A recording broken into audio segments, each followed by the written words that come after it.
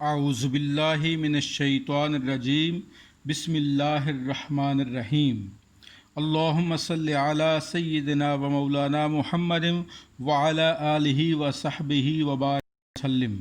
چراغ علم YouTube channel کے ذریعے ہم آپ کی خدمت میں حاضر ہیں۔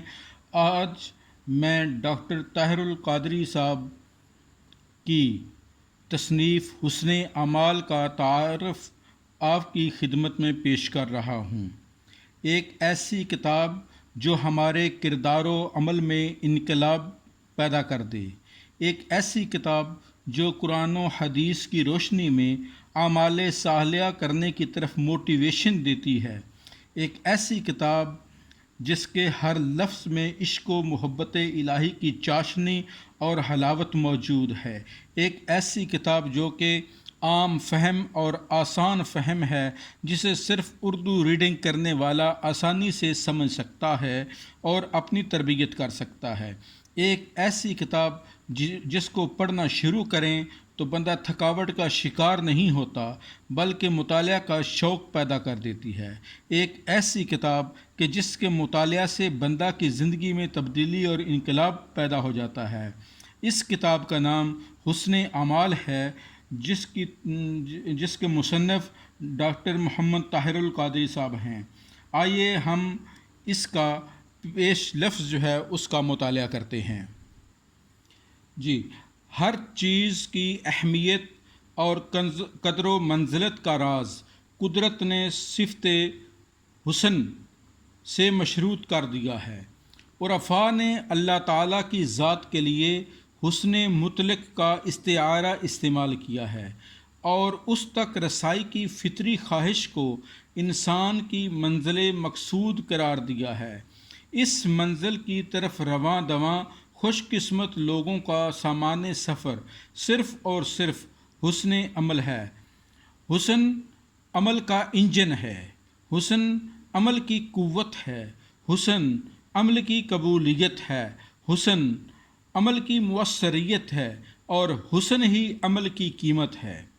یہی قوت و اثر عمل کو اطاعت، اطاعت کو عبادت، عبادت کو بندگی، بندگی کو رضا، رضا کو محبت اور محبت کو قربت کی منازل تک پہنچانے میں قدم قدم پر توانائی فراہم کرتا ہے۔ گویا ذرے کو آفتاب، قطرے کو سمندر اور نقطے کو افلاک کی وسطوں سے ہم کنار کرنے والی خصوصیت حسن عمل ہی ہے۔ یہی وجہ ہے کہ پیغمبر اعظم اور آخری نبی حضور نبی کریم صلی اللہ علیہ وآلہ وسلم کی جامع اور محبوب ترین دعا جب لفظوں میں ڈھلی تو کائنات جن و انس کی نمائندگی کرتے ہوئے گویا ہوئے، بسم اللہ الرحمن الرحیم، ربنا آتنا فی الدنیا حسنۃ وفی الآخرۃ حسنۃ وقنا عذاب النار۔ اے ہمارے رب، ہمیں دنیا میں بھی حسن عطا فرما اور آخرت میں بھی حسن سے نواز، اور ہمیں اپنے فضل کا سزاوار ٹھہراتے ہوئے جہنم کے عذاب سے بچائے رکھیو۔ یہ آیت مبارکہ حضور نبی اکرم صلی اللہ علیہ وآلہ وسلم کی دعاؤں کا مغز اور نچوڑ ہی نہیں بلکہ یہ دعاؤں کی معراج بھی ہے۔ اس حسن اور عظیم ترین ہستی نے اپنے کریم رب کی بارگاہ سے بندگی کی رفتوں اور قرب و وصال کی لذتوں سے ہم کنار ہو کر جس نعمت کی آرزو فرمائی وہ یہی حسن عمل اور حسن انجام کی دعا ہے۔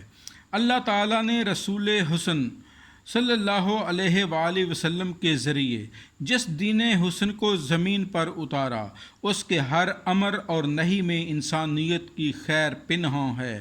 یہ تو انسان ہی ہے جو اس خیر کو شر میں بدل دیتا ہے، اپنی حسن طلب فطرت کو گناہوں کے بوجھ اور خواہشات نفسانی کی آگ سے جھلسا دیتا ہے۔ اس لیے تو قرآن نے اسے ظلوماً جہولا، ظالم اور جاہل بھی کہا ہے۔ ظالم اس لیے کہ وہ خالق کی طرف سے تفویض شدہ حسن عمل کی سعادت کو برائی میں تبدیل کر دیتا ہے، جو بالآخر اسے اس کی بندگی کے حصار سے نکال کر کھلے دشمن شیطان کی پیروی میں پہنچا دیتی ہے، اور جاہل اس لیے کہ وہ لا علمی حسن دے کر قبا سمیٹ لیتا ہے۔ اسلام صرف عمل کی تاکید نہیں کرتا بلکہ حسن عمل پر زور دیتا ہے، کیونکہ محض عمل عادت اور روٹین بن جاتی ہے اور حسن عمل عبادت اور بندگی۔ دور فتن کی دیگر قباحتوں میں سے ایک یہ بھی ہے کہ ہمارے اعمال انفرادی اور معاشرتی فیوضات کا باعث نہیں رہے۔ نماز، روزہ، حج اور ذکر وغیرہ جیسے اعمال کا اثر فرد پر بھی نظر آنا چاہیے اور معاشرے پر بھی۔ صالحیت کا نور زمین پر تب برستا ہے جب خلوص، تقوی اور خیر خواہی کا حسن اس کی نیت کا محرک ہو۔ تاریخ میں انبیاء کے بعد طبقہ صوفیہ حسن عمل کے اس پیمانے پر پورے اترتے رہے، چنانچہ اب بھی انہی محسنین نفوس کے نقوش پا سے ہی ہم اپنے اعمال کو حسن کی نعمت سے سرفراز کر سکتے ہیں۔ حسن اعمال کا یہ کتابی مجموعہ ایک کوشش، ایک آرزو اور ایک تحریک ہے جو حضرت شیخ الاسلام ڈاکٹر محمد طاہر القادری کے حسن باطن کا اظہار اور طلب ہے۔ آپ کی خواہش دراصل ایک ایسی مؤثر کتاب کی تدوین تھی جو بے عملوں کو عمل اور عمل والوں کو حسن عمل کی نعمت سے سرفراز کر سکے۔ اللہ تعالیٰ ان کی اس حسن طلب کو عالم اسلام کے ہر فرد کا مقدر بنائے، آمین ثم آمین۔ تو آئیے اب ہم اس کے مضامین کی طرف آتے ہیں کہ اس کے اندر کون کون سے مضامین شامل ہیں۔ حسن اعمال کتاب، اس کا پہلا چیپٹر، باب نمبر 1، اول توبہ و استغفار، توبہ و استغفار۔ باب دوم، دوسرا باب ذکر الہی۔ باب نمبر 3، نماز کی اہمیت و فضیلت۔ باب نمبر 4، قیام اللیل۔ باب نمبر 5، تلاوت قرآن۔ باب ششم یعنی 6 نمبر، درود و سلام کے فضائل۔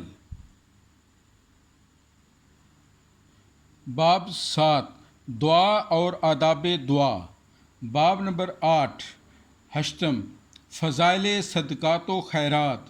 باب نمبر 9، فاقہ اور کم خوری۔ باب دہم یعنی باب نمبر 10، خاموشی اور کم گوئی۔ باب نمبر 11، خلوت اور کم آمیزی۔ باب نمبر 12، دعوت اور تبلیغ۔ یہ جی مین اس کے ٹاپکس ہیں، چیپٹرز کے ٹاپکس ہیں، لیکن اس کے آگے ہم اس کی تفصیل دیکھیں گے جی۔ تفصیل میں جس طرح کے یہ مین ٹاپک تھے، تو تفصیل کے اندر توبہ و استغفار کا معنی، مفہوم، استغفار کا مفہوم، توبہ استغفار میں فرق، توبہ و استغفار کی اہمیت فضیلت، پھر آگے انبیاء، اولیاء، صالحین کے جو ہیں توبہ و استغفار کا طریقہ کتنی بار کرتے تھے، یعنی ان کی طرف سے فضائل، یہ ڈھیر سارے اس کے مضامین ہیں۔ اس کے بعد پھر اس کے بعد آتا ہے ذکر الہی، ذکر الہی کا معنی، مفہوم، ذکر الہی کی اہمیت، فضیلت، ذکر الہی ہر عبادت کی اصل، یعنی اس کے ذیلی جو موضوعات ہیں وہ الگ ہیں۔ تو اسی طریقے سے تمام جتنے بھی 12 کے 12 چیپٹرز ہیں، ان کی آگے مزید تفصیل دیکھنی ہو تو اس کی پوری فہرست کی اسٹڈی کریں، تو ہر ٹاپک آپ کو زندگی کے متعلقہ وہ ضرور ملے گا۔ ہم اس کتاب کے مطالعہ سے اپنی تربیت، اپنے گھر میں موجود افراد کی تربیت کر سکتے ہیں۔ تو یہ کتاب حسن اعمال ہر گھر کے اندر موجود ہو تو یہ ہمارے لیے بہت فائدہ مند ہے، اور ہمارے بچے اور گھر کی خواتین اس سے فائدہ اٹھا سکتی ہیں۔ اس کے علاوہ جو زندگی کی مشکلات ہیں ان کے حوالے سے بعض ذکر اذکار بھی اس کے اندر موجود ہیں، ہم اس سے فائدہ اٹھا سکتے ہیں اور اپنے اندر اعمال صالحہ کی طلب جو ہے اور تربیت جو ہے وہ ہم پیدا کر سکتے ہیں۔ اللہ تعالی ہم سب کا حامی و ناصر ہو۔ اللہ حافظ۔